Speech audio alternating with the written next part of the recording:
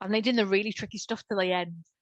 But hopefully the motivations for you being here and taking up all of these sessions with whole education, and you're already on this journey wherever you might be within it, but you're looking at what your school might look like if we adopted this whole school approach.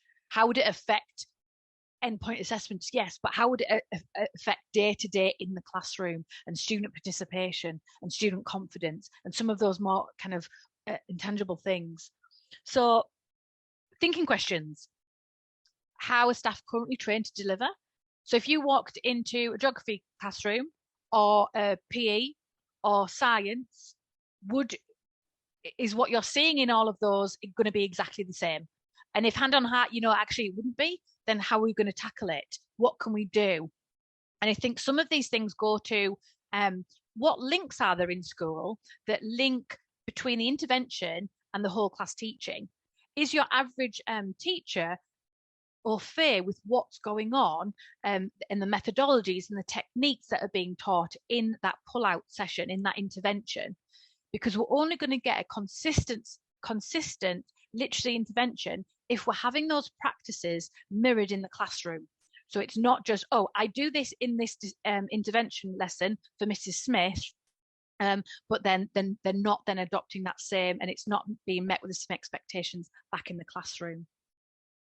So we need to avoid it being discrete if we're looking towards this long-term memory shift.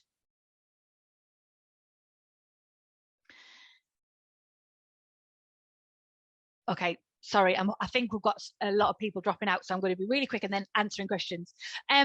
Curriculum mapping, this is a question that we get asked a lot, and it's really tricky. I would encourage departmental heads to focus on these key areas: vocabulary for learning, vocabulary for subject knowledge, and then vocabulary for life.